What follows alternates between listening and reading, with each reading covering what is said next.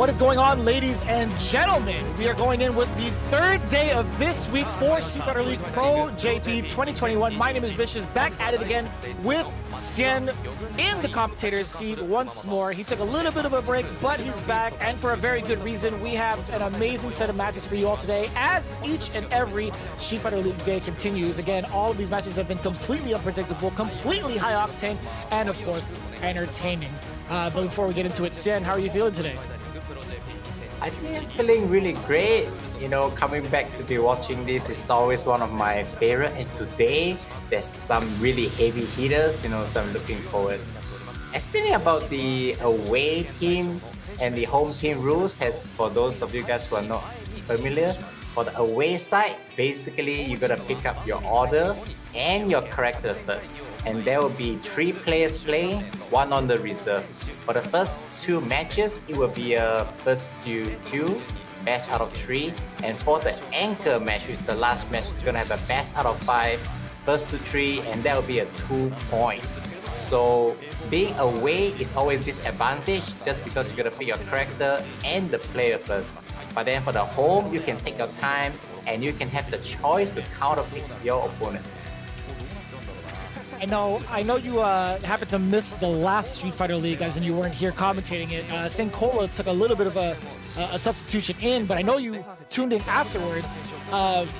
We had some pretty great results, actually, for some of these teams, right? Shinobiism Gaming, Capcom Detonation, and V6 Plus FAB Roto-Z, they had to play in back-to-back games, and how it went down, we'll show you just a little bit, actually. But take a look at the schedule and what we have going on today, as well as the rest of November, at least the first half of November. You're going to see the schedule right there and who's going to be playing up against Sue. And a lot of these players have been streaming some of their matches. A lot of these players have been practicing for some of the matchups to be happening as well, to make sure they're ready for all sorts of player orders and character selections and whatnot. But talking about the recap, right?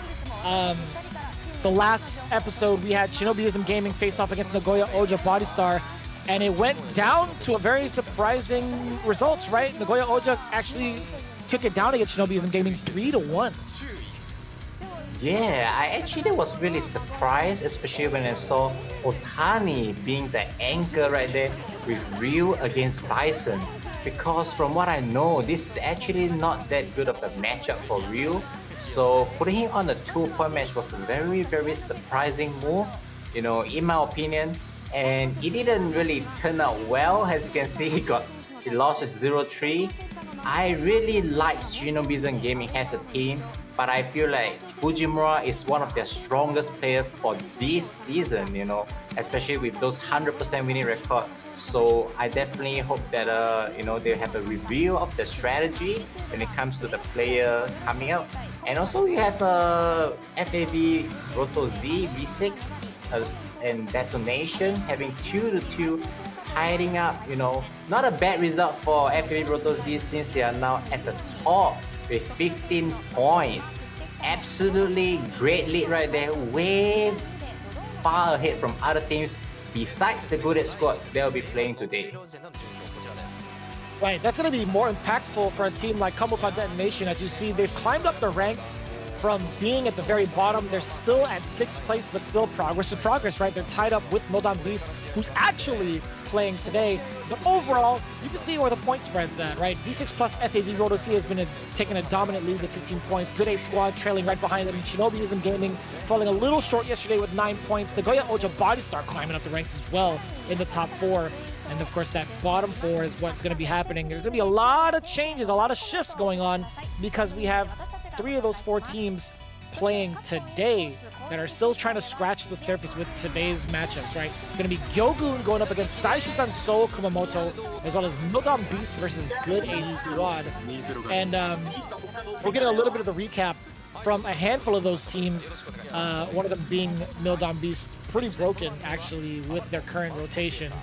But overall, really excited for the matchups. Gyogun versus Saishu-san Seoul Kumamoto. I'm really looking forward to seeing how that result turns out. Yeah, I definitely agree, especially today with Mildon Beast being on the home side. They've been playing most of the matches on the away side. I would say most of their matches. So I feel that they are one of the strongest team when it comes to being on the home side because of just the way their character actually is. But coming back right now, we got Saishun Kan So. We'll be introducing the trailer, and this will be Nemo right here, the team leader. Just is pretty impressive with his Gil and Urian. Shuto, one of their younger players, doing pretty good, showing a lot of new technical stuff in the game. Nishikin, the Blanca man that has been using Blanca since forever. Character specialist, absolutely amazing. And the one guy I really want to look forward to see him playing because he's always on the reserve seat, Yanai, which holds a very great performance against Pugera, the only time he came out to play.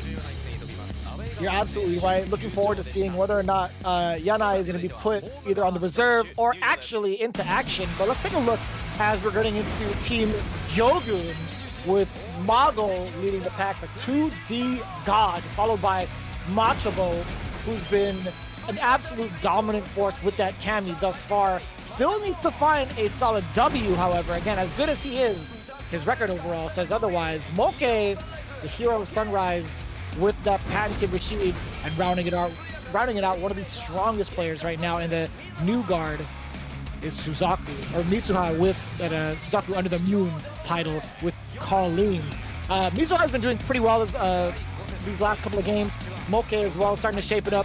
One of the things I do want to see is Macho will get a W under his belt, right? So I'm kind of looking forward to seeing how that's going to play out for him. Still curious whether or not he's going to let the Nakali rock.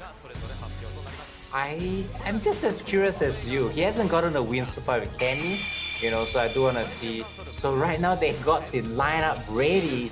They still decide to not sit Shuto out. Shuto has been playing every single time. So Shuto is still gonna be playing today, but we gotta see Yana. Yana is being put out the second position. With Nemo has the anchor, Nishikin as the reserve. Really great lineup. What do you think about it?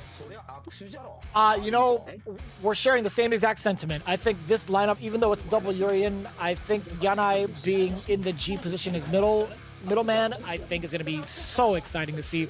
We've seen how dominant of a player he was against Pugera, and that was the only time we got to see him play. We just need to see more of it. I mean, with the way he is and how strong he is, I think he'd be the more optimal choice in gathering points for the away team. I think Nishikin would be better off if it's coming from a home team position. Yep, I totally agree. Especially Nishikin is facing a team like Jogun, which is full of Camis, and Rashid. Blanca is definitely not a very good matchup against Cami and Rashid. So I really think that Sai Shunkan has been doing a great job with the character and team choices of putting Nishikin on the reserve seat this time. Very great decision, And this is a match between the bottom two, unfortunately. So both of them really want the W. Who do you think will be coming out first right now? It's got to be a Cammy, right? There's got to be Cammies in either the first or the second match, but it's a matter of who's going to do it. I don't know. I don't think it's going to be Machobo. I think Mago would want to be down as anchor again.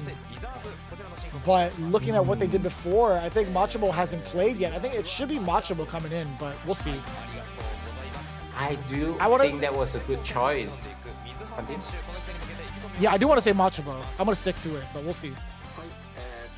Machabo hasn't gotten the win, and he has been facing against very strong players, even though he hasn't got a win, but the matches that he lost is actually really great. However, I guess they decided to put Machabo on the bench this time, just to let him cool it off. We got Mizuha for the first one. Surprise. I like that. I do like that. As they were talking about their discussion for their order, Mago was saying they expected Nishikin to be on the bench, so they're just chilling out. And with putting Machobo on the bench, their squad is going to be, I believe, Mizuha, Mago, and Moke. Not in that order, but that's just the players remaining, right? So, Colleen is going to be the weapon of choice going up against Urian. And I really like this choice because there's a bit of backstory between Mizuha and Ryusei. Mizuha always play with Ryusei. Whenever I go to Japan, I see them in the office always practicing the Urian and the Colleen matchup. So I suppose Mizuha probably practiced a lot with Ryusei. which is one of the very strong Urian in Japan. So that definitely makes sense that he's coming out, to be playing a matchup like Urian right now. Seems like Mizuha always does well when he comes out to play matchup that he is comfortable with. Like the last time against the M Bison, it was a solid win. So I do think that he's gonna get a win today. Man, Moke is looking super serious. It kind of freaks me out a little bit. But either that or he's just being really attentive, like extra attentive. But anyways, we see the interview going on right now. The interviewer is asking whether or not they have any hidden talents. Moke says he's pretty good at dancing. Ooh, okay. With the way that he dances in the game with Rashid and Cammy, I wouldn't be too surprised. Two-steppers. I can appreciate that. Well, you're right. I mean, he's dancing a lot with Rashid, so, and he has been learning how to do flips. I think I saw one of his Twitter video where he's doing a backflip. So I was kind of surprised someone like Moke could do a backflip. He's always a very cheerful and happy person. But then don't forget, guys, Moke has 0 wins so far. There is a bit of pressure, on his teammates and on him because he hasn't gotten a single win. He definitely wants to redeem himself, as well as Machabo.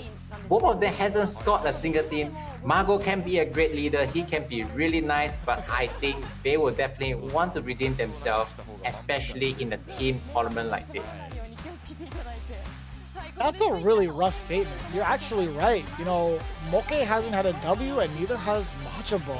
Dang, that's rough. But hey, I mean, with this current lineup, you have 2 winners so far. You have Mizuha and Mago. I think with the kind of pace that Mizuha could possibly set, I think we might have ourselves a pretty solid matchup, all things considered. You're looking at the lineup so far. Shuto, Yanai, and Nemo, Urian, G, Urian. I think this roster of Team Gyogu is going to be just fine. It's going to be favorable for them in terms of matchups, right? You have you have a Karen, Colleen, and Rashid. Yeah, I definitely agree because it's Cammy, Rashid, Akira, Karen versus a team of like Urian, G, no Blanca right there because of the reserve. So matchup wise, I feel like they had it all down.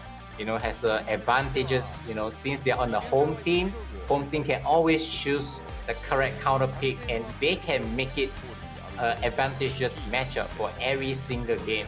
So that's something good. That's a good news for them, I feel.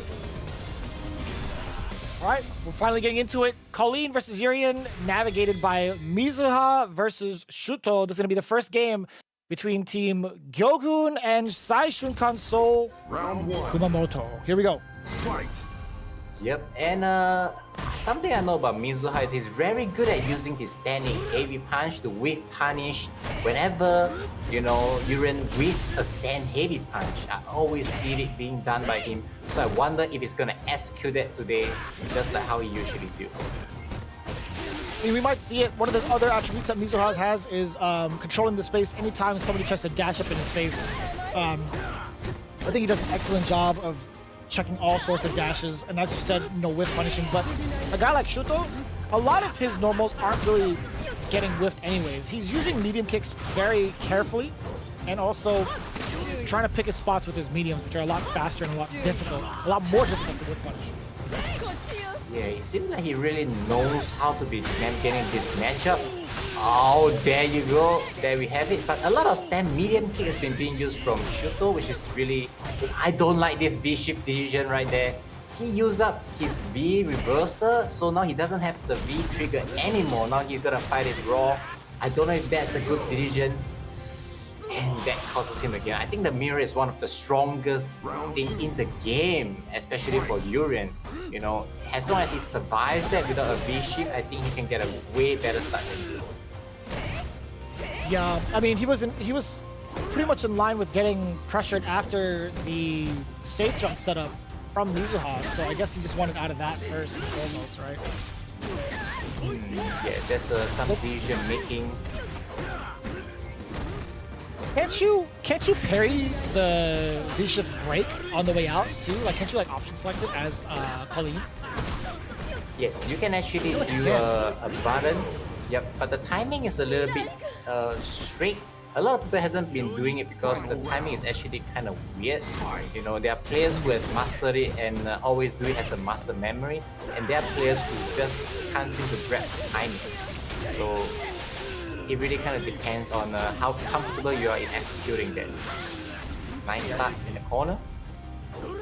Yeah, even without it, Mizuha has done such a great job of already putting Shuto in the corner, but still, yeah, the sweep finds the connection. He's checking a lot more of the lows this time around because we see Mizuha walking back and forth. That's just unfortunate, running into the icicles on startup forward throw. I really like Mizuha using of the EXIs as a pressure in the corner because Yuren don't have a lot of great options. There was a great jump in right there, and that is gonna get the kill. That's actually a very nice read, you know, going into the jump in for the kill. Great sequence. I think there were a couple times where Shuto tried to find a normal into mirror, and Mizuha was just still outside of that range looking for the whip punish. I think that was excellent because at that range, also, it gives him so much more time to react to a fireball in case Shuto wanted to get antsy, right? Instead of trying to move forward, he was just absolutely stuck and intimidated by Mizuha in this corner. So if Mizuha could do this again and keep Shuto grounded in this in that lockdown, I think he might find success. Yep. And always a jump is always a bonus, you know, for them. Wow, I see Shuto trying the whip punish hard with the down medium. You can see him on the camera shaking pretty hard right there. Seems like trying to execute something.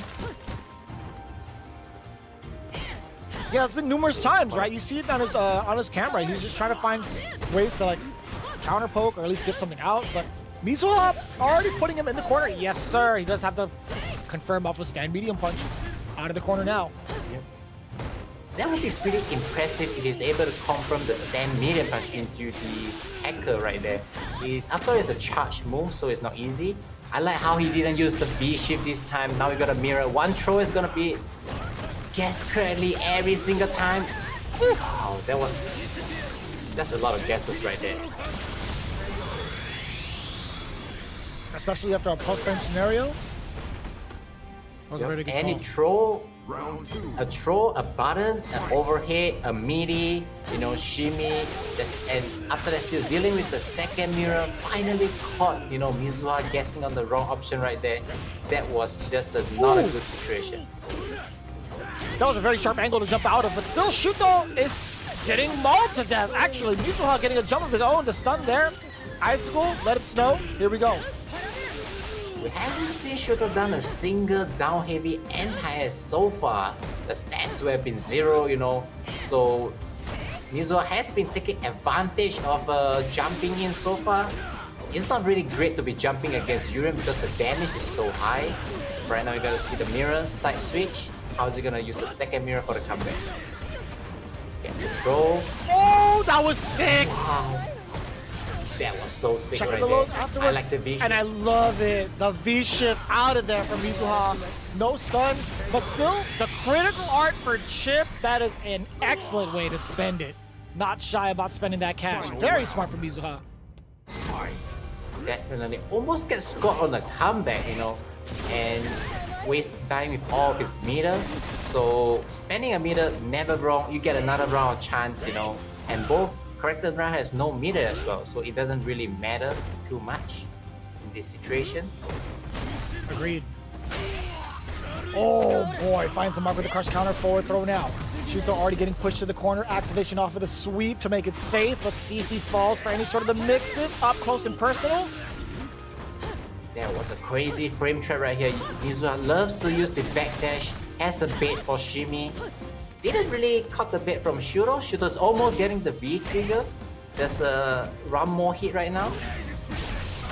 He finds it off of the low medium kick. Yes, sir. The confirm is all the way there. Does get the backdash away from the throw. That was very smart from Mizuha, but here comes Shuto using that second mirror. Not enough. Activate. Oh, God. Critical art. All off of the stand light kick. There's a lot of scaling, though. Yep. Just the combo actually Shuto did was supposed to be a combo, but the range was just a little bit far, and that's a little bit unlucky for Shuto right there. Checks the dash from Shuto. What an amazing clutch play from Mizuha. Just as expected, you know, he always is really good at matchups that he is ready or comfortable at. I guess he's proving himself as a very, very important piece of chess piece for his team right now. Doing really great. You can see him smiling. Nice and easy coming in from the Gyogun Youngin. 100% win record, actually. Mizuha, last time we saw him play, he went 2-0 against Mototo's Dan. Even before that, he went 3-0 against Nagoya Ojo Body Stars Oniki. This man is currently undefeated, Xian. He has not lost a single game. Yep, I think maybe he lost one at the beginning, but I'm not too sure. Yeah, he has been on the fire for sure. He's been winning 3 in a row. That was actually really impressive, you know. I would definitely say. You're absolutely right. My mistake. Mizuha actually played day 1. He actually fell to Kichipamu in 2 games. My mistake. He lost to Kichipamu the first day. He lost 0-2. That's the only one. But since then, yeah, that was a warm-up. We count that as the warm-up. That was first day. It was a warm-up game. Don't worry about that. Now we have the stats. If the anti-air, tell me something about this. There's a lot of jump-ins coming in against our boy Shuto. But to be fair, a good majority of those jump-ins came in from safe jumps, reacting to fireball as well. So there wasn't really an opportunity for Shuto to anti-air correctly. But going into the next match, we are getting our discussion for Team Gyogun. Yana is coming up with G. I was already wrong on the first guess, so Xian, you got to help me out, man. Who do you think is coming up next? I really want to see Mago fighting Nemo, just because Nemo and Mago has a long history when it comes to... They used to be teammates along with Tokido for SBO. You know, when at the very beginning, they were like friends, you know. From the start, you know, since very early games, they've been in the scene, definitely the OGs, you know. So I would like to see the rivalry between them. That means I will choose Moke going second, despite of the matchup. That's what I hope to see. I think you might be right. I think Moke might be the one up next. If I know anything about camera angles and how production would zoom in on a person next. I think Moke is going to be the one to play. It's going to be Rashid versus G, and this is a matchup that isn't necessarily the best, I feel like, but it's not even too lopsided, I think. Mago pretty much praising Mizuha that he showed the absolute zero, being ice cold and saying that there's only you against Yanai as he was looking towards Moke, and Moke reacts saying, "Sure, boss, whatever you say." Yep. I would say both Mago and Moke has advantage characters against Yanai playing G, which is Rashid, Cammy, both works pretty well against G. Definitely one of those few matchups that G doesn't want to face.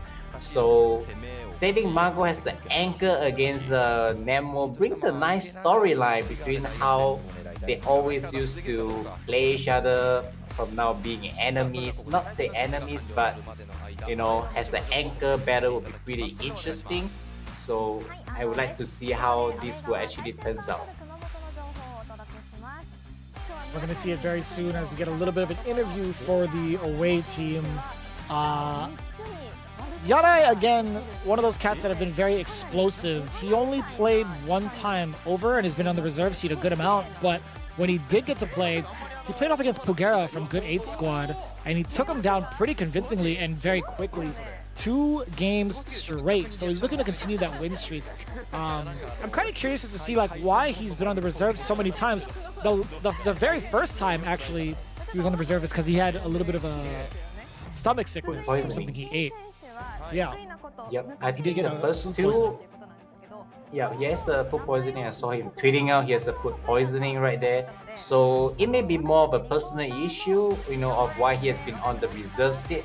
But you can see from now, I feel that he's gonna come out with his power after the 4-0, you know, of what he is able to do against Pugera. Now he's an unknown wildcard right here, which is able to do great damage.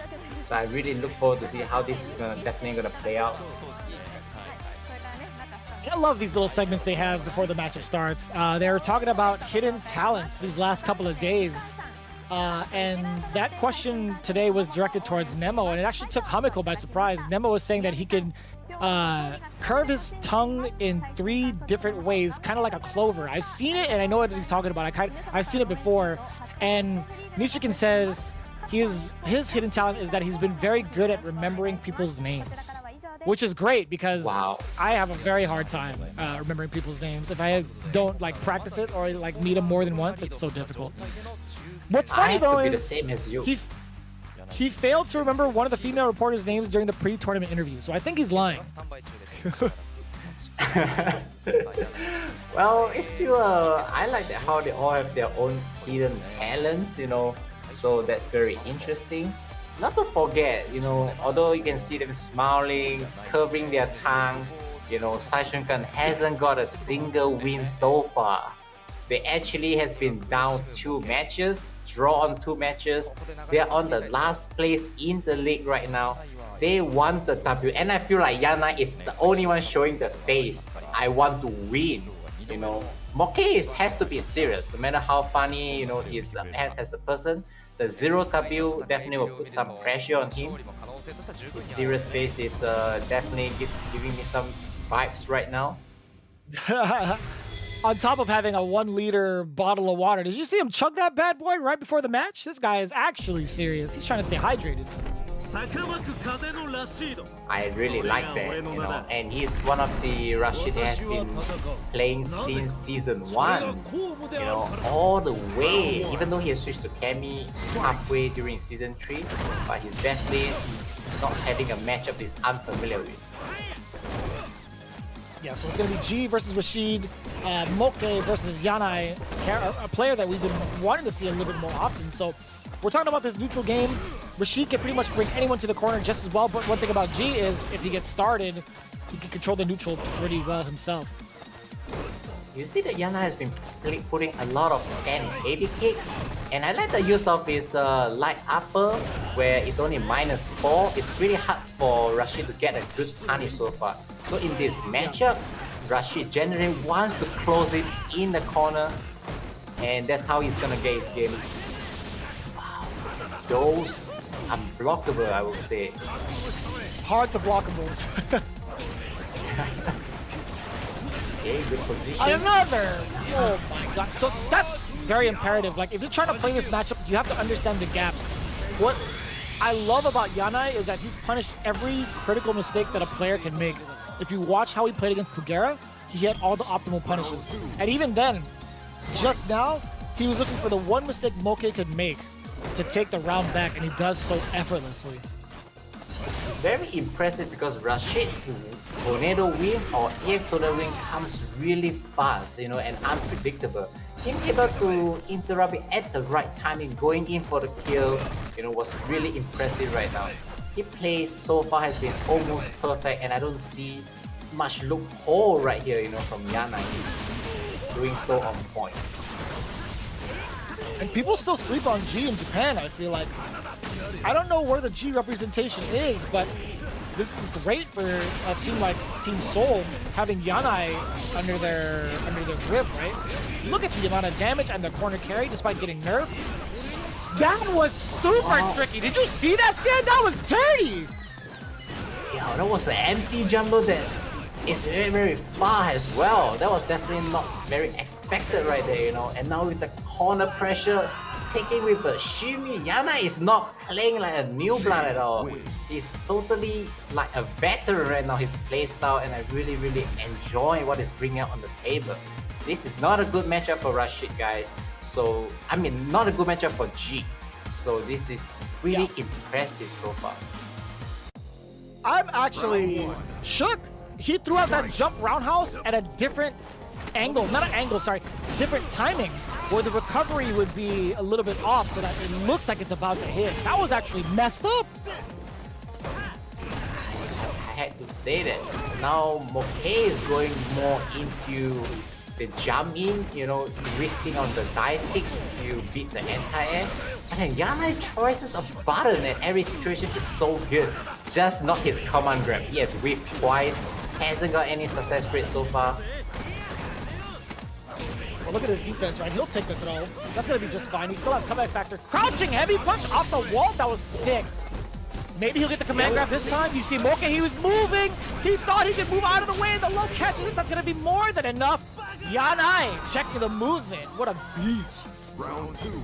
I really like adaptation. He realized he couldn't really command grab Moke, so he's going for more tight block strings or sets of attack, and it's all working out. What kind of dash command grab was that? That was pretty impressive. He just can't stop punish it, it down heavy. He is just on fire. He's playing on very heavy momentum so far, and it's kind of working out. Oh, yes! Xian! He did it again! He's gonna hit him with the third one. I'll put money on it right now, Xian. He's gonna hit him with another command grab. He's gonna dash up the command grab again. Watch. Eventually. The way he feels command grab is not feeling like it's a short frame right there. Wow, those conversion is so good. And Deja Vu, another kill with the same shimmy. You can look at the camera on the top left and the top right. There are different expression right there, you know. Who's the winning one and the losing one? It's just straight up written on their face. Xian, he's so good. This kid is actually mad good. I'm so excited to see him play even more. This guy is undefeated, and of course, we see the other end of it. Moke just a little bit disappointed, but to be fair, man, G is a tough cookie. G is definitely one of those characters that shouldn't be slept on ever. Has the comeback robbery factor. He has a command grab. He has like the full. He has the full kit. Yeah, I definitely agree, and he has a lot of health and stun as well. Yanai 2-0 again, and thinking about how many times he has been on the reserve seat, 3 times, and like every time he came up, it was a 2-0 clean. This guy, Nemo, has to be reviewing his decision, and I'm very sure we'll be seeing Yanai coming out the next team better. You know, looking at his performance and momentum, it's just so good. Without a doubt. Without a doubt. I'm looking forward to his progress. You can see the 50% on the anti-airs, 0% on the invincible reversals or invincible wake-ups. Didn't really matter anyway because he got a W against Moke, who has a bunch of donuts on his side of the board, right? No anti-airs, no invincible reversals, which is great, honestly, because that just means Yanai didn't even resort to jumping at all. He played the ground game completely fair, played it well against someone like Rashid, and outplayed him. I think he only did like one cross-up to get out of the corner, which is I wouldn't say that's considered as a jump. It's a corner switch, you know, so it's pretty nice. He has to get out of the corner, but his interruption of those tornadoes, his anti, especially when Rashid did the wall jump, he did the anti-down heavy punch, almost getting into a jugger combo from the wall jump was really sick. And right now we're gonna have to see Margo. Something interesting about Margo is he hasn't been on the reserve seat at all. Does he have no confidence on his teammate that he has to show up every single time? It's a valid question, actually. It's very, very concerning. But Margo is going to be in the anchor seat again. The last time we saw him in the anchor seat was not too long ago, actually. When he faced off against Mildon Beast on the 21st, he actually took down Fudo 3 games straight with that Kami. And a little fun fact, you were talking about how Margo and Nemo have been in the game for quite some time. He's known Nemo for about 17 to 18 years, man. That's a long-standing friendship. Very long time.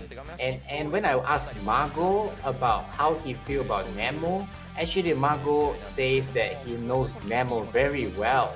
So I was questioning why does he still lose to Nemo even though he knows him very well.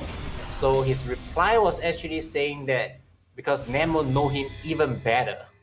That was not an answer I expected. But now you get to see if Margo is able to overcome what this is kind of a good matchup for him, a little bit at least. So let's see how this is gonna play out. Round 1. And I got to talk to Nemo a little bit on his stream, actually. He was going through some of the setups. I was watching him stream a little bit of Urian and Gil at the same time, right? He has a brand new setup that he might show off today. Well, not super new, but very consistent, I should say. Very tricky. I always so like far, seeing those. Go ahead. I always like seeing those new stuff from Nemo because like he's just so good at like using this kind of set plays, you know. Especially when he has the mirror. Give him a good B trigger, he always perform magic. But just like this, one round has gone, he didn't get a chance to use it.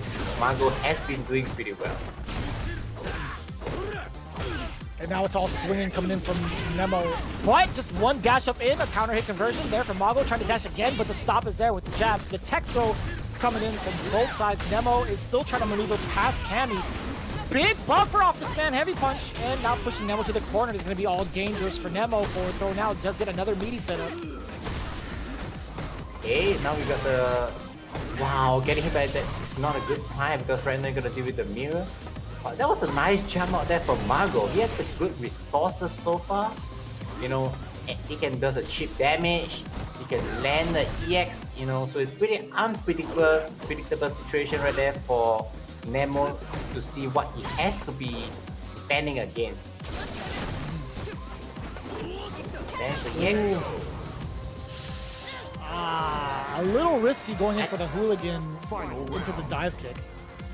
Yeah, I don't believe he do that. It felt like executioner error. With the amount of resources they had to close the round, that definitely felt like executioner error right there.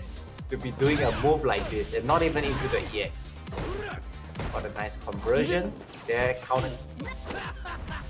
I was gonna say even before then, Mago actually, I'm surprised he didn't chase down Nemo with the jump back with the uppercut himself. I mean, that probably would have been enough. Oh, the handshake is there. Crush counter as well. Ooh, they're actually gonna be close to win. No way. That was kind of a... What a turnaround. I felt that the whole game was just in like Margo's momentum. And just from the last round, the mistake there from Margo and just changed the whole entire round. Nemo taking it fluently on the third round all of a sudden.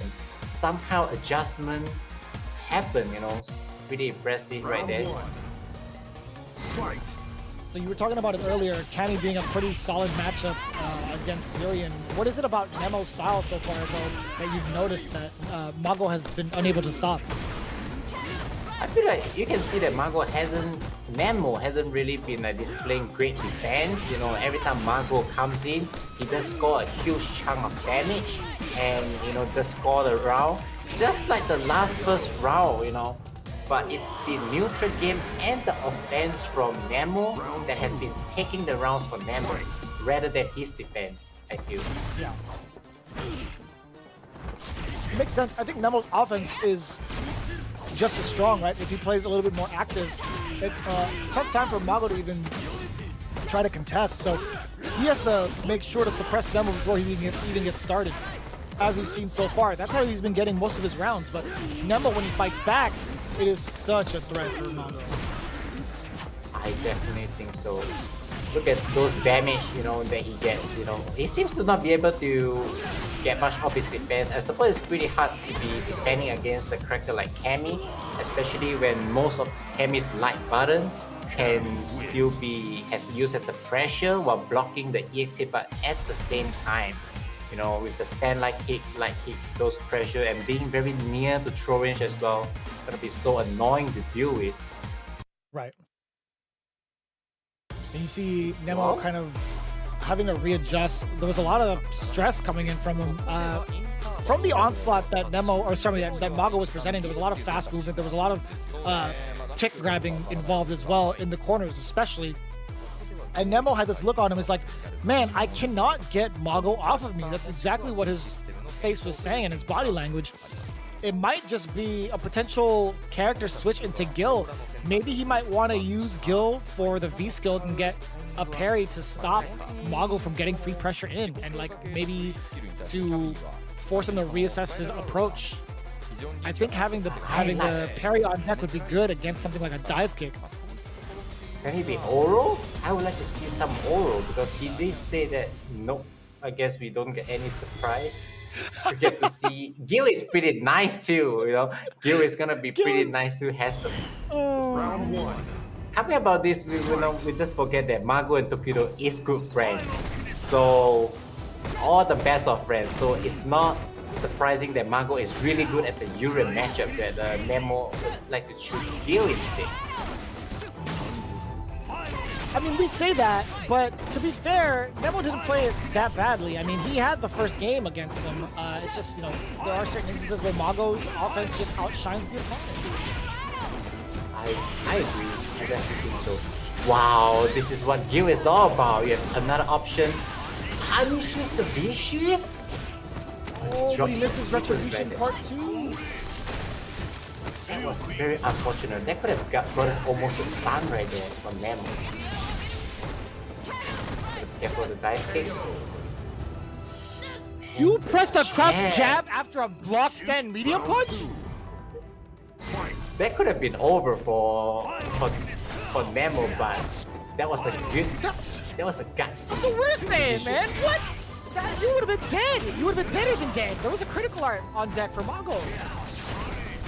There's one thing about this player, they'll never. What? She's attacking and he went with the parry? That is. I love that. The offense parry? No. Is there not a better combo that he could have done? Yeah, I could have done it for one more set. Yeah, another set for Retribution, he would have had it, but either way, did you see the layers on layers towards his block string? He went for a frame track. He went stand short, crouching heavy punch. If that gets blocked, he puts himself in another advantageous position by throwing out the EX Pyrokinesis to be plus enough for the tick throw. That's actually kind of nutty. Yep. And the previous time he did a sequence to leave himself at the minus, and then he used his 2-frame parry, you know, in order to get the advantage. Seems like he's going more on the gimmicky side so far, you know, and that's pretty showing some results so far from what I see. Oh, we got the 3-piece exclusive counter hit combo. You see that off of the crouching medium punch, and it was delayed too. Oh, no, he actually had a hit on the toss-up. He could have countered. Yeah, that's going to be fine. I think the stun is almost there. Got it. He just couldn't get the stun right there. He got a few chances, but at least, you know, at the final part, he still got it. Good choices there from Mago so far. Yeah, that's a punish. The lariat just too close up. There was a -6 on the lariat, so you can't do it that close. The reason why Nemo can use it so much is he always tries to space it on the peak so that he's safe against Cammy. Oh, he can try. Okay, trigger time. Isn't it even gonna use it though? I don't think so. The check on the dashes, you know, with the crouching jab into the target combo from Mago has been rather impressive so far. Like, I hasn't really seen Nemo like successfully got any dash, you know, with his Gil. Talking about this, I think Nemo is one of those Gil or Urim players that dashes a lot. I think that's one of his specialty, a more offensive kind of style. No, I think you're right. I think him getting away with some of these dashes have been the bane of Mago's neutral, and also throwing out some of these parries to steal back turns has been a huge detriment to Mago's offense. But as it stands right now, I think, you know, he's tightened up the offense, he's found certain ways around it, and is a little bit more precautious of that VC. Wow, what a nice counter attack right now there from okay, got a side switch. I wake up down million just to get his turn straight away. Gotta see a setup. No, and the EXDP is not the solution to the setup. I don't think Mago is that familiar, or anyone is familiar with Nemo's, or to say Gil setups, you know, like V-Trigger 2. Interesting choice there from Nemo. Yeah, you're absolutely right. Not a lot of people have had experience against that V-Trigger 2, especially in the hands of someone like Nemo, as creative as he is with his setups, right? Yep. Again, he's gonna be activating to his V-Trigger 2. Now he's in the corner. It's so dangerous to be scoring any hit I like the side switch right there so far from Margo. He managed to get himself out of it. You know, spending a meter is always worth it. Oh, you're running into it. Retribution does get the juggle and the corner carry. No, he dropped the trigger 2 activation, or the ice follow-up to push Cammy into the corner. That's so unfortunate. He has been dropping that ice follow-up so far, you know, so many times. You know, I believe he definitely felt a little bit frustrated. But right now, this is the match point for both players. He's not in a good position so far. The stun is building. He can't get hit by anything. No EX there from Margo. I don't like that. Now the chance is there. We've seen this before. That was so familiar right there. A little bit, yeah. Oh no! The back throw now trigger is still in effect, but Margo just needs one touch to get the match point. Is Nemo gonna give it to him, or is he gonna fight for it with a frame trap or 2? Trigger no longer at the table. There is a tech, but still one more touch for Margo, and that's it. Oh my god. Somehow he stole the down medium in. Spent all his meter, but still couldn't get that damage that is needed. Oh my, look at Nemo's expression right there. He wasn't very happy with what he is dealing with right now, or he has such a good lead, you know, almost closing it every game, but just couldn't get the final one. I think that was pretty sad there for Nemo. Yeah, as soon as we saw those 2 EX Pyrokinesis attacks, I feel like that was going to be just it. I don't think Margo would have been as reluctant to press that stand medium kick afterwards. So that's going to be great for Team Gyogun, getting himself a solid win on the board with 3 points against Saishunkan Seoul Kumamoto. A very important win as they're climbing up the ranks, but Team Seoul not too happy with their performance. I will say it was an excellent try coming from the side of Nemo with a switch off to Gil, but Margo just had the right reads afterwards. He had the right adaptations. One thing I do want to note in this matchup, or not the matchup, sorry, in this entire set between these 2 teams, they need to play Yanai more. They absolutely need to play Yanai more. I definitely agree. Yana is the one with the sole 100% record and 2-0 every single time he came out. Rather impressive, you know, he may be the key in his team getting that first win, I would say. We see the stats there. A lot of anti-air attempts missed from the side of Nemo, but to be fair, it's Cammy. There could be dive kicks at a very sharp angle, very difficult to contest. And then you see the 1 EX uppercut missed from Margo, and that was off of a setup, a V-Trigger 2 setup that Nemo presented jumping over him. That was a very critical moment in seeing how proficient Nemo is with that V-Trigger 2. But as it stands right now, you know, Team Seoul is going to be only walking away with 1 point, whereas Team Gyogun now being higher in the ranks than Team Shinobiism.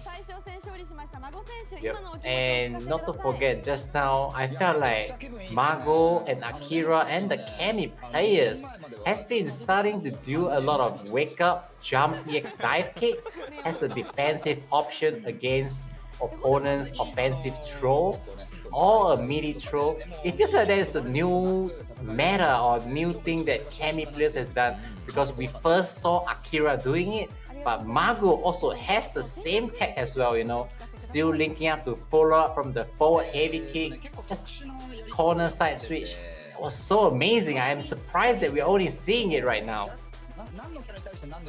After how many years of seeing Cammy, I feel like that's not even something that was changed about her, being able to do that option, right? It only took up until how many years? 5 years or so? Okay, 3-1 right here. I think great result.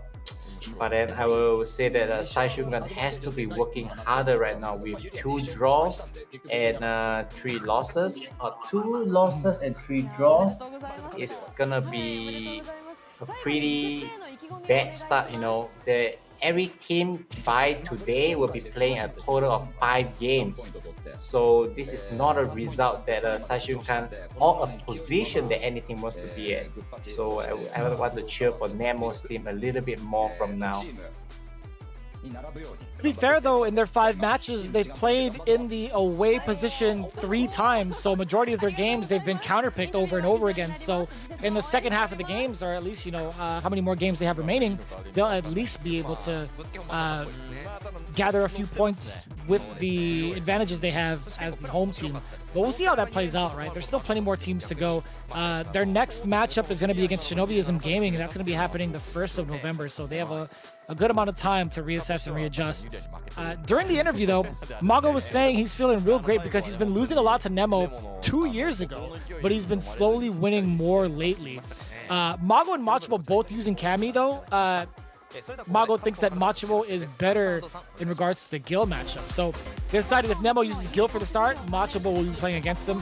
But instead, the way it played out, Mago either way still got the W. Getting 3 points today means a lot for this team. That's a very interesting strategy, of like when you see Nemo is gonna play Urien and then Mago will be coming out as the anchor, and if Nemo chooses Gil, Machaba will be coming out as the anchor instead.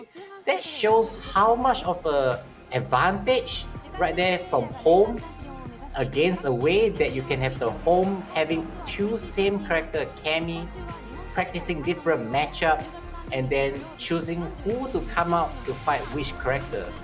So this rule really emphasizes a lot on the advantage of being home. So you can never underestimate this advantage that the home has. So losing at home is a very bad thing, while losing on the away side is always not as bad, I feel. That's true. I do agree with that. Yeah, having that home field advantage is always pretty important. Just about as important as the CPT weekend going on in the 30th and 31st with Japan qualifier number 3 for the Capcom Cup, right?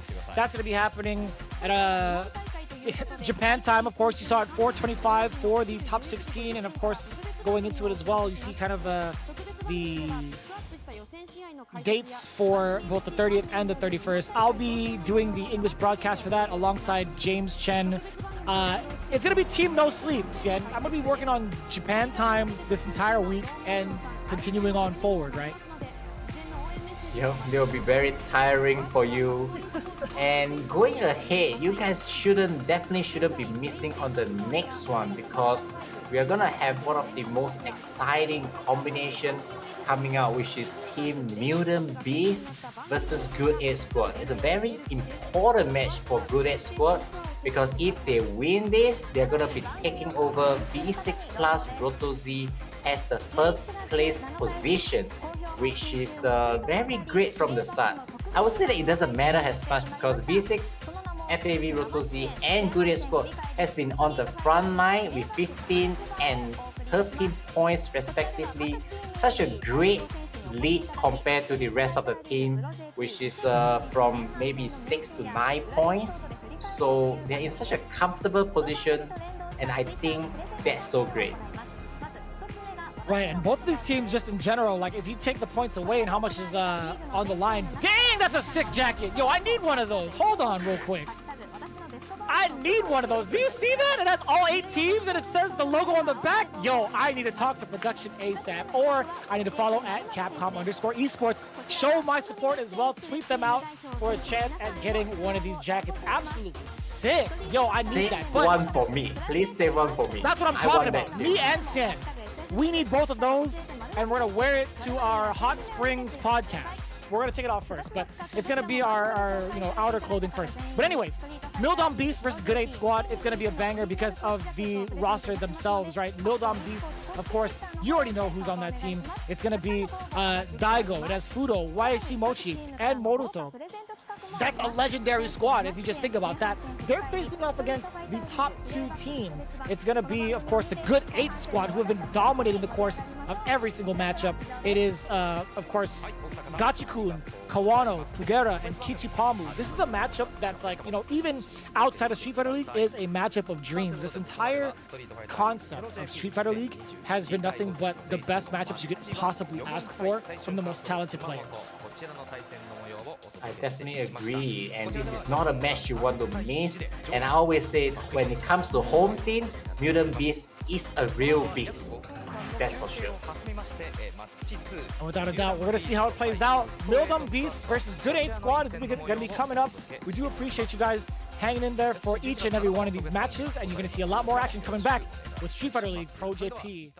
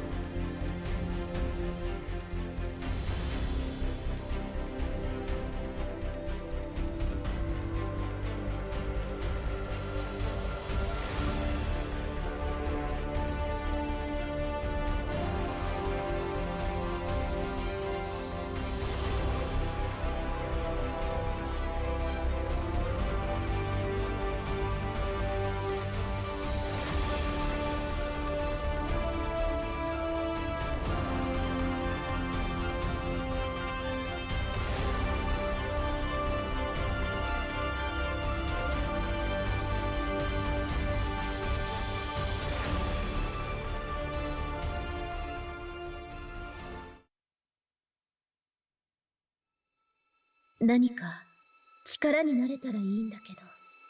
ああ。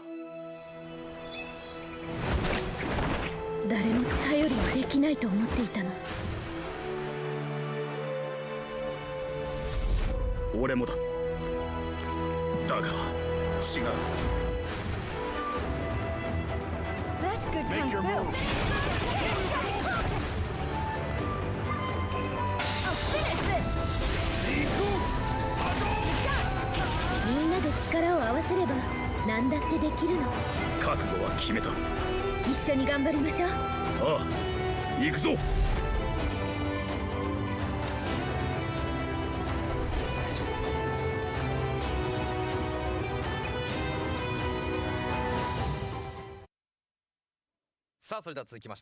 Going right back into it, we have our second match today. Mildom Beast versus Good 8 Squad. Starting off with the away team, Good 8 Squad, of course, with Gachiku leading the pack with that very impressive Rashid doing absolute work in all of his matches, followed with Kawano, one of the strongest new generation guards out there with that ice-cold Colleen. Of course, who could forget this man, Pugera, making that transition into Balrog, not looking back whatsoever. And of course, the Wild Child, the new one, actually, the new Wild Child, is Kichipamu with that Zangief. Xian, tell me a little bit about this Good 8 Squad and why they've been so dominant in the league thus far. I mean, they have a Capcom Cup champion, Intel World champion, and the East champion, CPD East champion. So there's no doubt about that, that's for sure. Now we're gonna have the legend, Daigo, about Mutant Beast. So that's the home team right here. We got the Fudo, the guy who will never be on the reserve seat. Just because he is so strong. And then YSC Mochi, of course. YSC Mochi is one of my favorite players, but he has been like not doing as well. I want to see him redeem himself with some wins right here. And Moto, the fan favorite with Dan. Fan favorite indeed, and also putting in that work, not doing too bad for himself. Kind of curious to see if he's going to be put on the reserve seat this time around, as Mildom Beast has been putting him in and out of action. The last time we saw both Moruto and Fudo, they didn't do so hot against Mizuha and Mago in their matchup against Gyogun.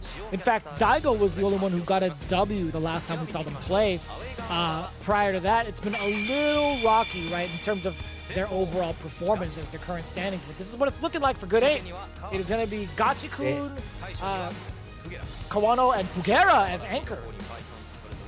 Wow, this is definitely not surprised. What I'm really not surprised is not the sequence of it, but putting Kichipamu as the anchor reserve is definitely not surprising, just because Fudo has a birdie, who has a 100% win rate against Kichipamu so far. He has a Poison, which is a really bad matchup against Zangief, for Zangief. And you got YC Mochi, 1000 versus Zangief. Not to say you also have Daigo against Zangief. So there's just no way in the away side Kichipamu can be played as in any position. It's just gonna be so bad for him to be coming out. So I respect, the decision of what they did. So this is where it gets kind of tough, right? Not a lot of discussion going on for this team, but to be fair, when it comes to playing against someone like Gachikun, I think, Daigo and Fudo have had that matchup done before. It's just a little difficult to see who would go up, because you're considering also Pugera being in the anchor spot. I don't know if, you would want to put Fudo or Daigo up there first. So maybe they kind of want to test the waters with Moruto. I'm actually kind of concerned.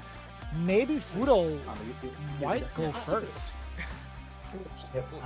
One interesting is Moruto Dan and Mochi does not really has a good matchup against the away team. As a Dan and Dowsin, it doesn't work very well against characters that 8 Good Squad is presenting. Rashid, Colleen, and Boxer are all pretty bad matchups right there for both Mochi and Moruto. So it makes me really wonder which one of it will they be putting on the reserve. It's going to be Fudo going up first as Poison, and I do believe Moruto is going to be the reserve for Team Mildom Beast. So Poison versus Rashid. Tell me a little bit about this matchup coming up. Well, this matchup, we've seen them play a lot of times, since Fudo was playing, before that he was playing Birdie and Mika. Now Poison is his choice when it comes to fighting against Gachikun. They face each other so many times in tournaments. We've seen them advancing the matchup to a very high level. I would say that Gachikun has a lot of tricks when it comes to using the reverser to be punishing the EX heart rate that Poison is doing. That's something that I learned pretty much when I saw them play. So it's interesting to see if Gachikun has anything new, when it comes to this matchup. We'll see. I mean, there have been a couple of instances where Fudo has faced off against Gachikun in, tournaments or exhibitions outside of the league, right? So we're going to see how this plays out. I think Gachikun has had the better record overall against Fudo, if I'm not mistaken. A little bit of a home team trivia. Daigo was saying he did a 2-hour walk today again. This man is trying to get himself in shape or keep his form. I like that. The physical peak of professional gaming right here from Daigo. Daigo has been being more of a healthy, and I really, really like that. As the age goes, he's also training his mentality, which is something really great. But one thing really broken about Mutant Beast is, when will it be a moment to be putting Fudo on the bench? Because as a player like Fudo with Birdie, Poison, and Mika, there is never a reason he should be on the bench ever. This is just too good of a teammate right there. So another fun fact, a couple of them actually, Fudo was saying that his hidden talent is being able to perform at tip-top shape wherever he may be.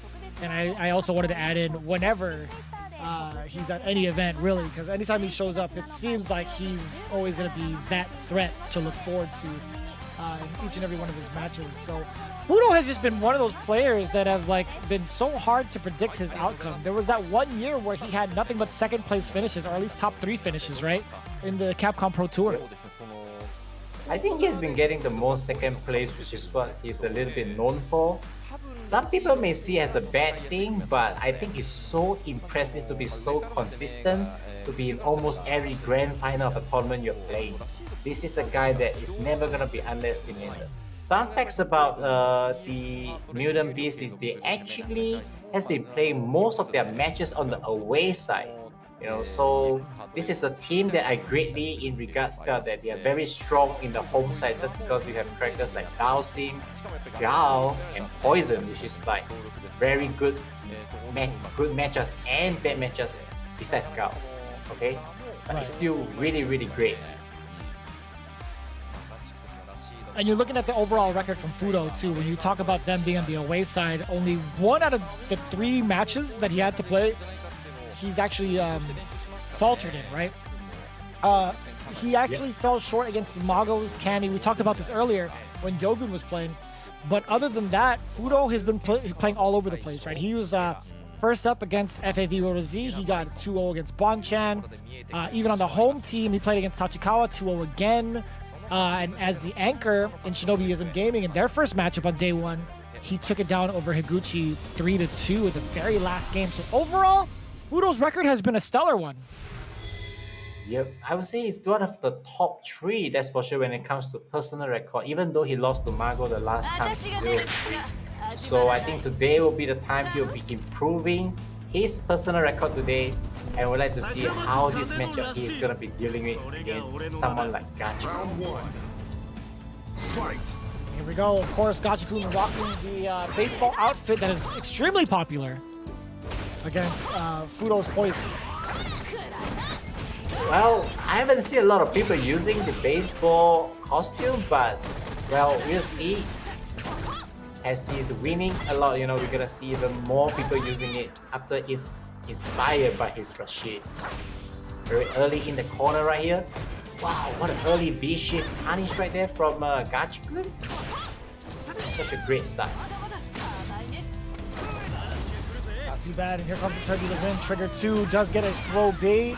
Is it going to be enough damage? Not quite, but still a throwaway. The neutral jump, stuffing out the throw bait from Fudo. Nice work from Gachikun.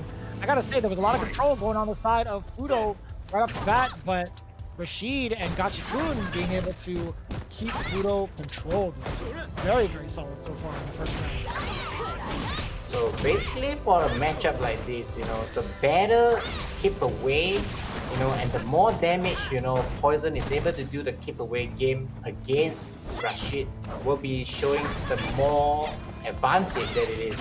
But if you see Rashid pushing Poison into the corner a lot, situation like this, that's where Rashid is playing a better job right here.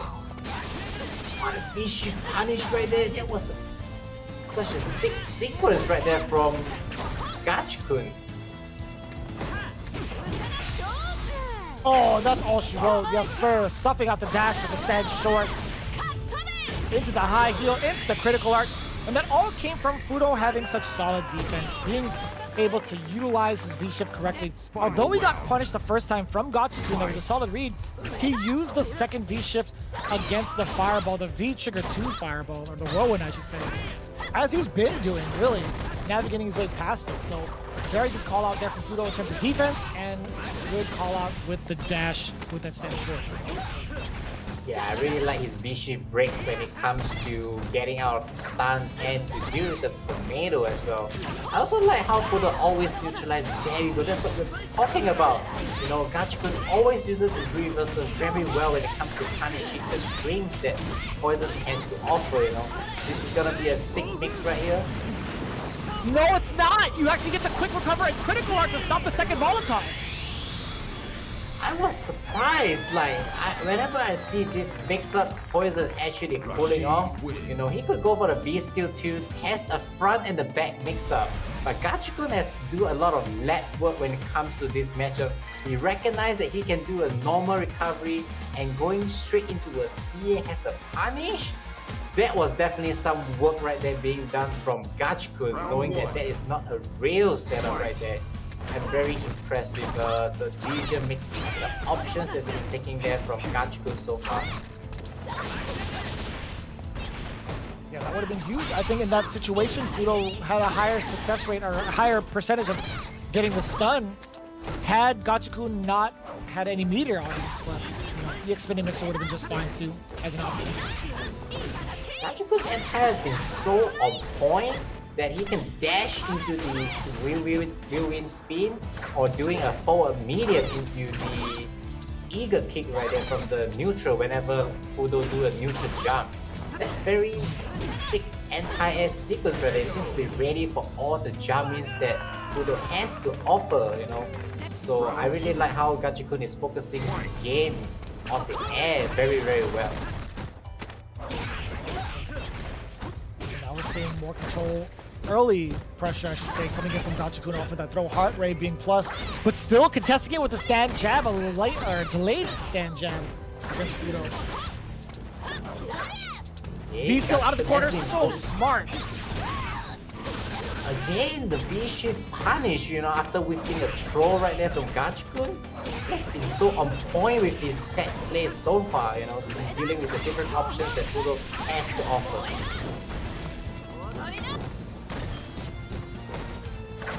With the lows, letting him cook up a little bit. Any solid hit from Fudo is going to be pretty significant. Actually, from both players now, any sort of conversion into critical art might be the end of the game.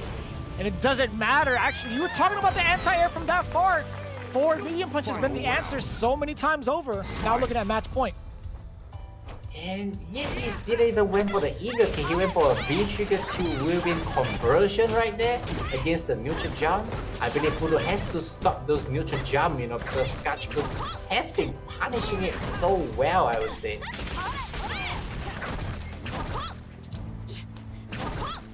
No, you're absolutely right. Utilizing that forward. Okay, well, medium kick activation into trigger. We'll talk about that forward medium punch later. Now already from one corner to the other already. And baiting out the V reversal from Gachikun, that was sick. That wall jump was so broken right there in order to... No way! That was another level ahead right there from Gachikun. He did a wall jump.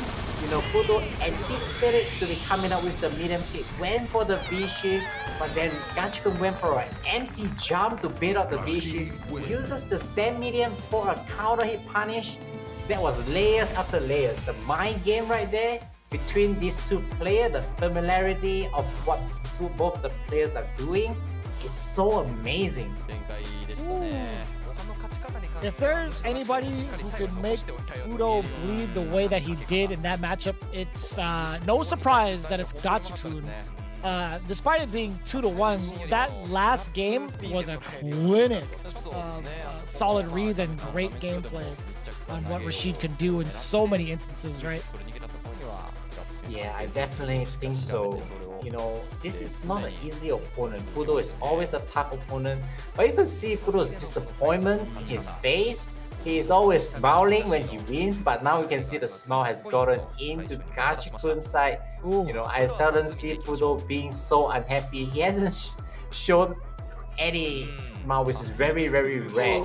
Wow, this record right there, you gotta tell me about this. That is, speaking of very rare, we rarely get to see 100% on both sides, right? 6 for 6 on anti-airs, 1 for 1 on invincible reversals. That's actually pretty damn good.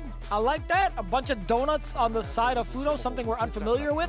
I did say the score was incorrect earlier. It was indeed Gachikun 2 games against Fudo's 0.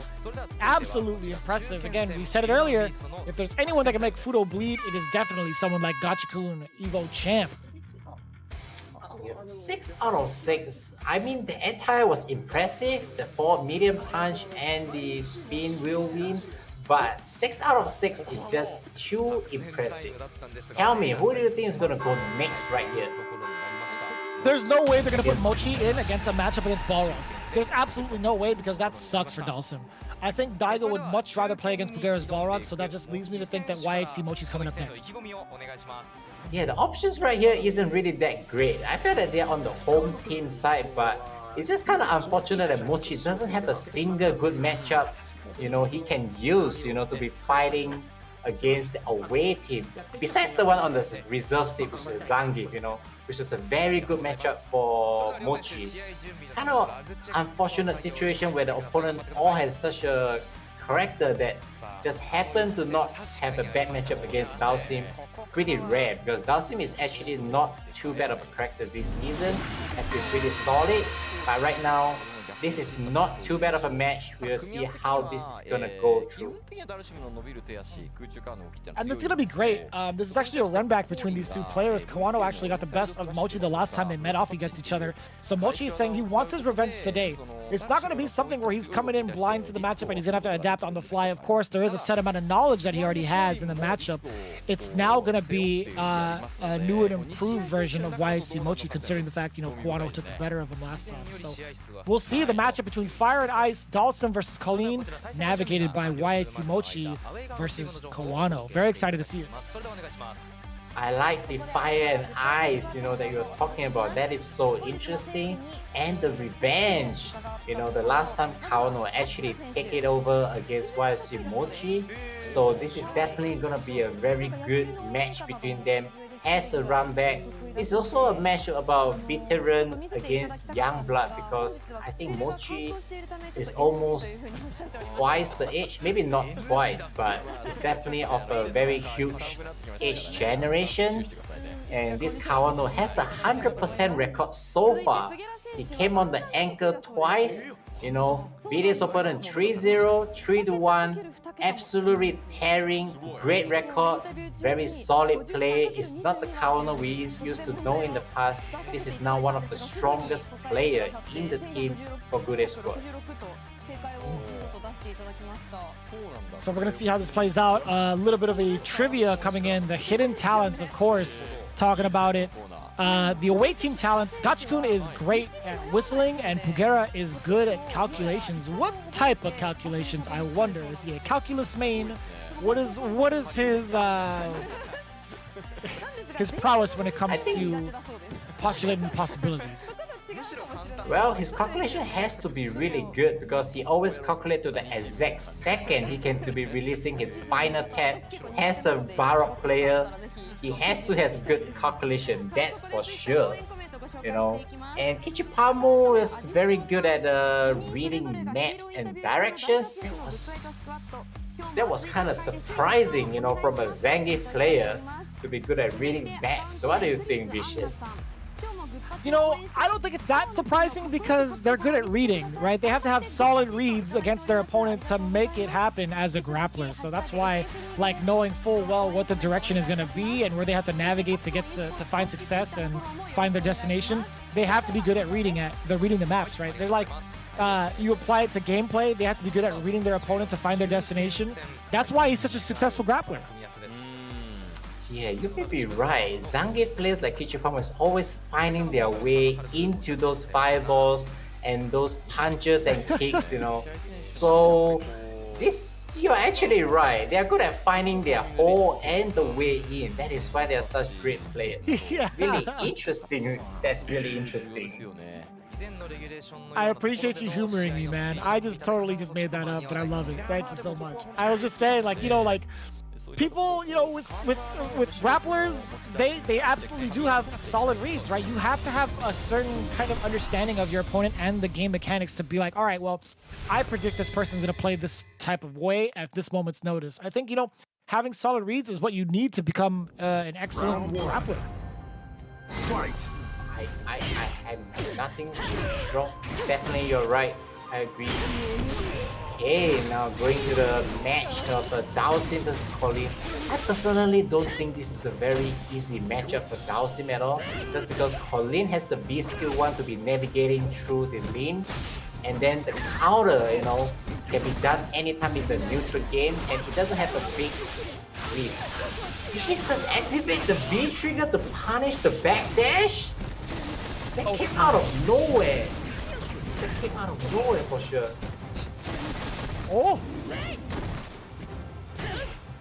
Hey, not too bad of a situation. Well, you know, I spoke too soon.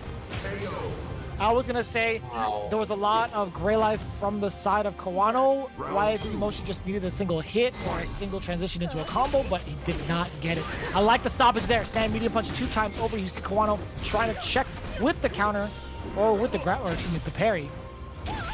Yeah, the parry, the thing about Kawano's using the Collins parry is the risk reward is very good, because once you get the parry, you bring Dhalsim, you know, with good damage into the corner and good damage. But if Dhalsim knows that you're gonna parry, the punish is just probably like a medium punch, a medium kick, or a heavy button. It's not that huge of punish.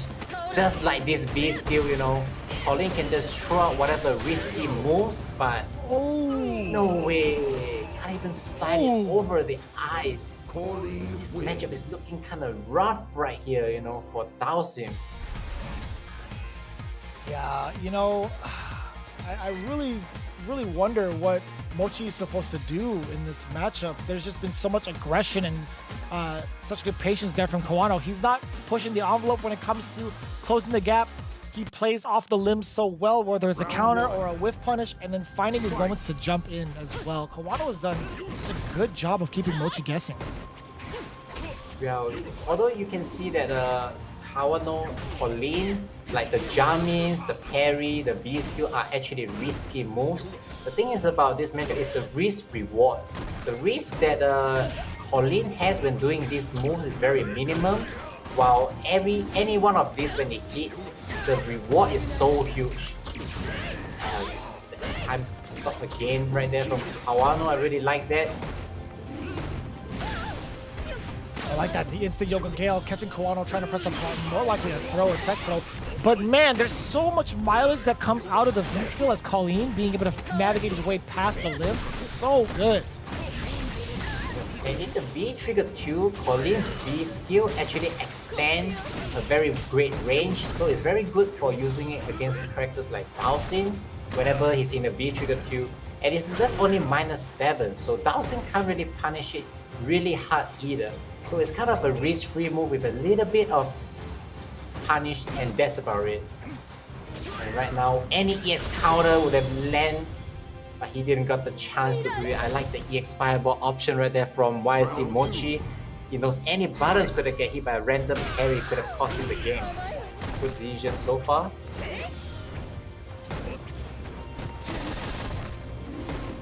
So far, just trying to close the gap. A little bit too high off, hence why the trade happened up the sand jab against Kawano. He's trying to tick away at his life little by little, right? Yep, and Kawano has been using a lot of standing jab as a way of measure to be dealing with the slide and the drill. So he does have good answers to like most of the moves right here. You can see a B skill incoming right here. He did it twice already. He may be finding a nice B skill gamble right here. Or is he gonna just keep it slow? He's gonna be staying out of range. Oh boy. Got it. That was so good. Going through the EX fireball, and he risked it all on the EX parry. Even though he already got a Mochi in the corner right there. I'm not too sure if that risk was kind of worth it though. Yeah, no, it's a good question. I think, you know, the risk reward behind it, good amount of damage, sure, but the fact of the matter is, Dawson would have been alive. He would have gotten himself out of the corner as well. I don't think that's what Kawano wanted either, but who knows, man. Yeah. He's been spending efforts to get him into the corner, you know, and I'm not too sure that's a good decision, but so far he's doing alright. So we'll see what adjustment Mochi has, you know, in dealing with this matchup. He's doing the keep away pretty well, I would say, so far. His button pressing has been rather unpredictable. I want to say unpredictable, but Kawano just got the right timing for the parry. Maybe not too predictable for someone like Kawano, you know. We see YC Motion taking to this guy a lot more with that V skill. I like that. Now it's thinking, you know, now it's forcing Kawano to think whether or not he should use the V skill as often. He's whiffed so many times over, and now running into the limbs, he did not have enough time to get that V skill going again. So that was very convincing for Mochi, really dictating the pace from the air rather than on the ground. Oh my god, another parry coming in from Kawano. How many successful parry has Kawano gotten already? That, even though the reach world is good, the reach so far has been so amazing from Kawano. Wow, this is the second time Kawano got the clean jump in. This is really huge, you know, for fighting a character like Colleen. You can't afford to get jumped in to do so much damage and stun. And look at now, he's gonna be forced in the corner with one chance. What's it gonna be? That was such an important tech, back to back, right? Mochi cannot take a single throw or a fierce to the face at that, especially now.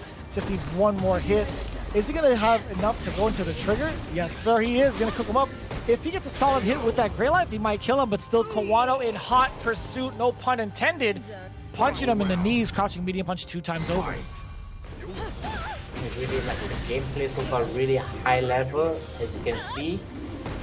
I like those little drill timings from YC Mochi. He's always mixing up his jump timing, you know, into a V skill and the drill so that he will not get punished by the counter hit or the standing jab. That was a sick bait right there from Mochi. That was absolutely amazing because he actually, after Dowsing does a forward throw, they will always go for the medium slide, has a meaty. But YC Mochi went for the light kick slide and it didn't reaches Kawano. Kawano went for the low EX parry. You know, it was layers after layers. That mind game from both of these players and the decision making was so good.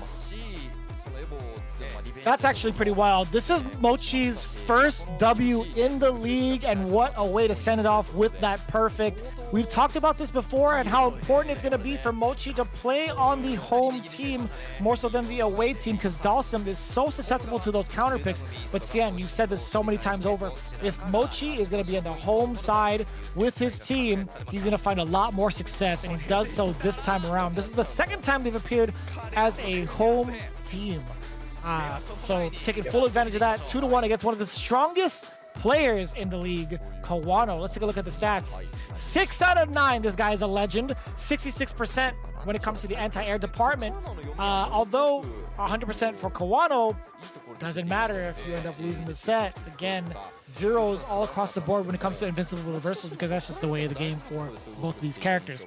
But super impressive, keeping it up with Mochi, getting the first W of his Street Fighter League career. I definitely think he would be getting more and more Ws because he doesn't been playing so much on the away side, you know, rather on the home side.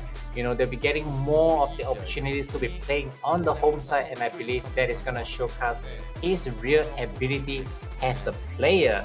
This also gives the first loss right there from Kawano. He has been doing really well. You know, he has taken 2 wins for Anchor, you know, has an Anchor for Team Gure squad, has been rather useful and very important for the team. But just a 3rd appearance so far. He also got 2 reserve, you know, being on the setup, which is a bit surprising. As you can see that Team Mutant Beast has spent no effort. They don't really, you know, rest Daigo or Budo. Daigo and Budo hasn't been on the reserve seat at all. Not a single time.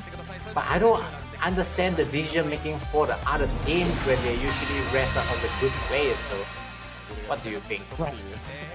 No, I think it's a very valid observation, right? You're trying to get as many W's as you can, so you want to like hedge your bets with the stronger players. It's no disrespect to the other 2 teammates, but if you have 2 players who have proven their worth day in and day out in the league, it's like, all right, well, I want to keep them and put them in as much as possible and kind of save the other 2 for maybe even later. Like maybe people have found a solid strategy in the first half of Street Fighter League against these 2 players. Right, that's the time to start to change it up, maybe. But I don't really see it playing out that way ever. As a matter of fact, I think it's going to be continuing with this trend, especially with a team like Mutant Beast. It's always going to be Fudo and Daigo. If it happens to change up, good for everybody else. They get to watch it and see how it unfolds. But again, if they want to be risk averse, I think having Fudo and Daigo will be just fine. I think that's exactly the way to go.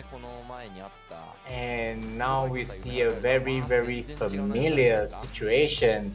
Gao versus Boxer.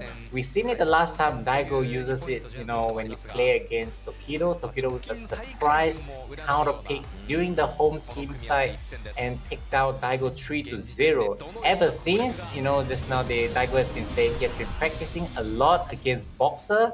So he wants to show it today. So Pugera will be the experiment and a warning, you know, that Daigo is gonna show to Tokido. Let's see is it gonna be, you know, successful in showing an example on how he fight this matchup, which is not so good as for Gao. We'll see how it plays out. Practicing a lot, as you mentioned. He wants to show off the fruits of his labor. Let's see if it goes and works out against someone like Pugera. Yep, and the difference between Pugera and Tokido's Barrow is the use of the different B-skill. And am I seeing this wrongly? This is my first time seeing Pugera actually playing B-skill 1. Am I right? That is correct. That's why I was gasping earlier. I was saying, you know, this is something kind of unorthodox. All right, gets the KKB into the trigger 1. Back throw now. Yeah. And you know, V-trigger 2 as well. That was a kind of combination I've never ever seen Pugera pick. It seemed like, you know, he has a plan and he has been practicing for this, you know. I really like that. I'm trying to see what his plan is. Honestly, I want to know what he's going to do with this trigger 2. Is he even going to get a chance to use it? I think the damage output and potential from trigger 1 is just so much more explosive, but yeah, not really much to do about that. No trigger 2 to be waiting for him. It's just Daigo hanging back. Well, there you go. He found a little loophole right here with a nice buffer into the EX, scoring some nice damage. Daigo has been very on point, you know, with his boom and his buttons game. You can see that Pugera is not using his B skill, not getting the opportunity, I would say, like to B skill over his Daigo boom. But that EX right there though.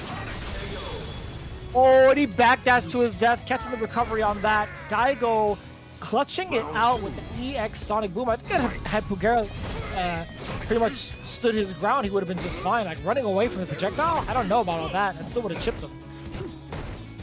Yeah, I think he may be trying to use the V skill 1 to go over, which has been shown like Daigo has been really good at knowing when to use the boom, so that it's very hard for Pugera to be reacting into the V skill 1.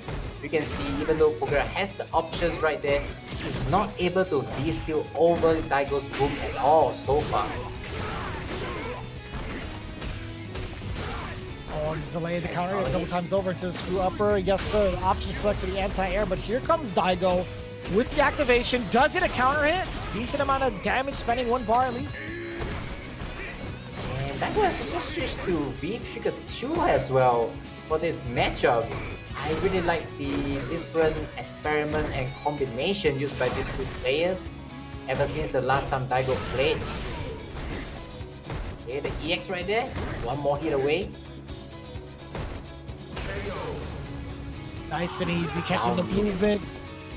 That's right, low medium kick, catching the movement away from Daigo, trying to walk out to safety, still manages to get that round. It's only game number 1, they're playing it nice and slow. A lot of the times we see these matches go down to the wire, and for a very good reason. You're trying to see who's going to break first. I would feel that this V-Skill 1 hasn't been used almost at all from Pugera. You know, to get through the boom or knowing when to use it. There you go. I jinxed it. It just happened right there. I think Pugera is getting the momentum right here in learning how to use it at the right moment. Ooh, again! I love it.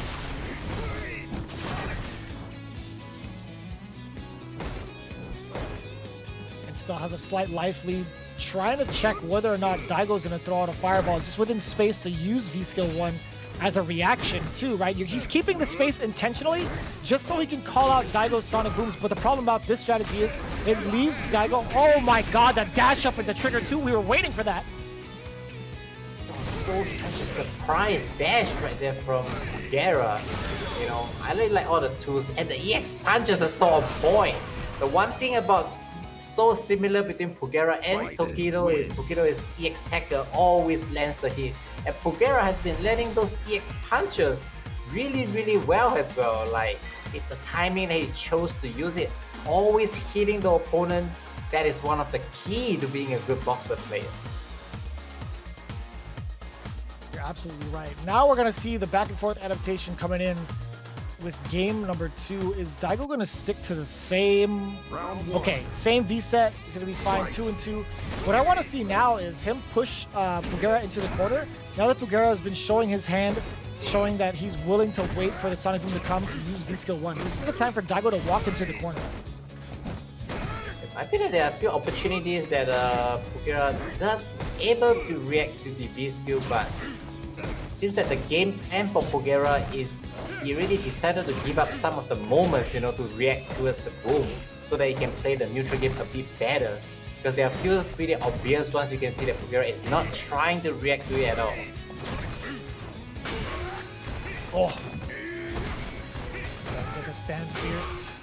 Another one, back to back, converts off it into the sweep. Damn! You see that combo? Abused. What is that combo? Stand like it into a boom, into a flash kick? Do you even need to charge for that move? That's still special move as a... Yeah, how do you get that charge? That was rather pretty impressive, I would say. I actually never seen that combo before. We're learning something new every day here on Street Fighter League, to be honest with you. Him being able to charge down afterwards, after he lets it rip, like he'll transition from like a back charge and then press down forward at the same time and still be able to maintain that flash kick charge. That's the thing. It's rather impressive because there's not even another light button after that. It's just a flash kick straight away after the boom. I had to say that was something really impressive that maybe people couldn't tell how hard it actually was. Okay, one more either way. Willing to show off his practice every single time, right? He's definitely the guy that shows you like what hard work can get you in Street Fighter 5. He shows it on his streams and he shows it on his YouTube channel. Yep, I totally agree. Oh, he didn't go for the CA, but it doesn't really matter. It's still a pretty nice win right there for Daigo. I think the first game he wasn't really able to show what he has been practicing, but now with the first to 3, you know, the good thing is he's able to showcase what he has prepared and what he is ready to be showing Boxer, especially the next time he'll be fighting Tokido again. So this will be a really good practice for him. Yeah, that's a very valid point too. We saw what happened with Mildom Beast, Daigo facing off against Tokido's Boxer. He lost 3 games straight. Now we're seeing a whole different story, at least tied up so far against someone like Pugera. Yep. Look at those target combos right now, you know. I really like the pressure that Pugera is actually doing. That was so good, ending with a back throw, you know, to take the stun right there. That was a very fast round as well. Fast as we've seen thus far. A lot of the games, again, we talked about this earlier, goes down to the wire in terms of the match, or excuse me, in terms of the timing. But here comes Daigo now, trying to push Pugera more into the corner. Big interruption after the 2 crouch jabs. Forward throw now into the corner. Checking with the 5 knuckle shuffle as well with the stand heavy punch. Sobot kicks. Everybody's swinging for the fences. Oh, didn't get the hit confirmed. But wow, he just did the somersault kick out of nowhere right there. This is such a round. It's the pace of the match is moving at such a so fast, and I just very looking forward to see who is able to get at this round. I absolutely adore seeing these matches go through the way that they do. When you talk about, like, you know, how slow it was in the beginning, we mentioned this time and time again. Now they're changing it to like full speed ahead, and I love seeing the slugfest because it leaves less time for the opponent to adapt. I style, Daigo is always trying to get the corner opportunity right there, but then Pugera just went for the EX to make sure he's back to the mid screen again. Nice reversal right there. Now it's all the grey life pressure from Pugera. You know he's one hit away or one EX away technically, or any single punches, any buttons he pressed on his joystick right now could have get him a kill. Oh, but you see Pugera always on the ready with the crouching medium punch as well. Even beforehand, he threw out so many different types of frame traps against Daigo, starting off with the EX dash punch and then the roundhouse and then the standing heavy punch afterwards to check Daigo with such heavy normals, right? He's been checking his movement so many times even before then, and of course, finding his way to sneak in with the crouching medium punch and counter poking against Daigo, getting him game number 2. That's going to be a huge amount of data for Daigo to digest. Well, one of the things that I feel that Pugera may have caught Daigo in surprise, since Daigo has been practicing for the Barrock matchup, is Pugera, he may be practicing for V-Skill 2 Boxer, you know, and Pugera actually came in with a V-Skill 1, you know, which may be a little bit of the gameplay may have changed quite a bit, because during one of the V-Skill selection, you can't throw a fireball much, and the other one you can throw way more fireballs. Oh, and there it is, the trigger 2. That's the second time he's thrown it. And of course, the check afterwards, the low medium kick. Pugera looking at match point. That's amazing. Like, his V-Trigger 2 command grade has been 100%. So good. And his momentum is so heavy right now, putting Daigo in the corner. Oh, big trade, but still nothing of it afterwards. V reversal out, coming in from Daigo. It's going to be kind of tough to make that comeback happen now. A little bit low on the resource game. A sweep on the other side. Pugera does get the side switch. There's a tech there, but it's still not going to be too great for Daigo, as Pugera has been counter-poking him successfully. Wow, you can see Daigo has spent all the resources. He doesn't have V-Trigger. The health lead is so much. It takes a lot right here for Daigo to score a comeback, and the sudden EX dash punch from Pugera, taking it 3-1.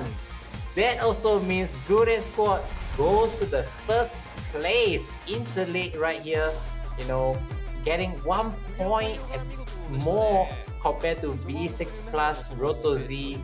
What an absolute important win right there for Good Squad, I would say.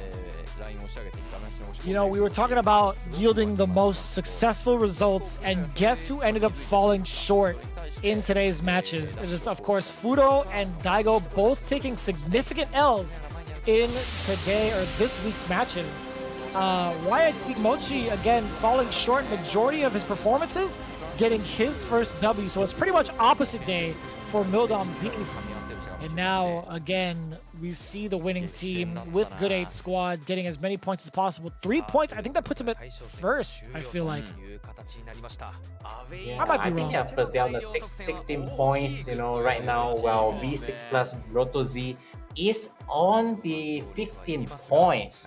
So the away team for Good Squad has also been really amazing, because they actually won all of their away team matches. They actually went 4-0, 2-2, and 3-1. Is that the how powerful character specialist team? I would say that away doesn't really affect a team like them. Possibly. You know, that's absolutely right. I mean, they don't have to fear the repercussions of any sort of ban picks. They are going by the new rule set now, and they get to see the max potential of every single game.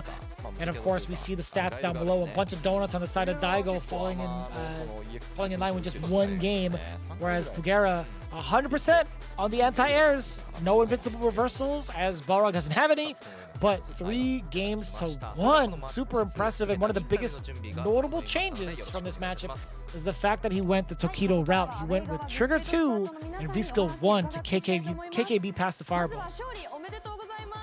Yep. And to be honest, I felt like the whole Mutant Beast team, although I personally feel that they are very strong on the home team side, it's kind of unfortunate that I think the whole team doesn't have a very good character to be dealing with Barrock, and you had to put Gao against Barrock, which is not a good matchup. As an anchor match, really didn't. It's not a situation that you kind of like, you know. So that's definitely something that didn't play out on the advantage side for home, and I wish that it could be better the next time. We'll see how it plays out the next time. Mildon Beast is going to have to take a seat and really figure out how they're going to adjust for the rest of these matches. They are sitting at 5 games played so far. And then, of course, we have the interview going on with Good 8 squad. They got to be feeling real good about themselves coming into it. Again, you mentioned that statistic of being the away team. They've won pretty much, like, the worst they've done thus far is have a 2-2 record tying with one of the teams. But overall, they've had such an impressive run. Pugera is saying he's feeling relieved to win this since they can't predict well who they're going to face off, and he's feeling honored to win against somebody like Daigo, the legend himself. So very humbling. Pugera also with a very solid win record overall. This team is looking to go places, and it's definitely towards the top. Yeah, so that also marked Daigo's second loss in the league against Boxer. We know the next time he will be even more ready for this Boxer matchup. So far, it hasn't really been working out well, and he can learn something from the matchup. You can see that Boxer V-Skill 1 will be the better choice in the Gao matchup, because even for a specialist like Pugera to be playing V-Skill 1 and not his usual combination is a very big call right there, you know, to not use V-Skill 2 in this matchup. Yeah, that's a very important point, because majority of the time Pugera has opted to use V-Skill 2 because he would rely on tap to get past fireballs. He's also used that against the likes of Guile before, but as they said right now in the interview, Gachikun was saying that they thought of Daigo coming up against Pugera, and just yesterday Gachikun was telling Pugera that he can take the anchor match if Pugera is feeling stressed, but Pugera absolutely was ready for it, and as you can see, we saw the results, 3-1, very, very impressive, as expected from the Good 8 squad. That was very interesting that Gachikun tell Pugera to take the anchor match if you are feeling stressed. Isn't it the opposite? That is the strategy right there. Was very interesting right there. So the more pressure you are, the more you should take on that anchor match. I don't know, man. He's always trolling people. And look at the scores, very, very similar today. Gyogun stepping up the ranks, taking down Team Seoul in today's matches. And of course, Mildon Bees falling short to Good 8 squad 1-3. We see what the results are. Good 8 squad all the way at the top. Mildon Bees still suffering their loss alongside Team Seoul. But I will say, Gyogun being in the top 3, surprise, surprise. They've been shooting up the rankings very convincingly, and we're looking forward to seeing it again with next week's battles. We have a triple header yet again on November 1st, November 2nd, as well as November 4th. But as it stands right now, do you know who we're playing or who's going to be playing on November 1st, Xian? Well, I'm not too sure, but I'm really surprised to be seeing Gyogun on the 3rd place, because they actually was the last place at the moment, or the bottom 2, and just in this week they changed their position right there, you know, to get to the 3rd. And next week I think we're gonna be having Saishun Kanso versus Shinobizen Gaming, as long as Nagoya Oja Body Star facing off against Mildon Beast. That's right, we're going to see another set of matches coming in very, very soon. We do appreciate you guys tuning into the official English broadcast. Xian and I have been doing so much to study before and even after these matches. We guys hope you enjoy it as much as we did as Street Fighter V fans, as Street Fighter V players. Of course, we do appreciate your time. We'll all see you next time for Street Fighter League Pro-JP next week. Take care.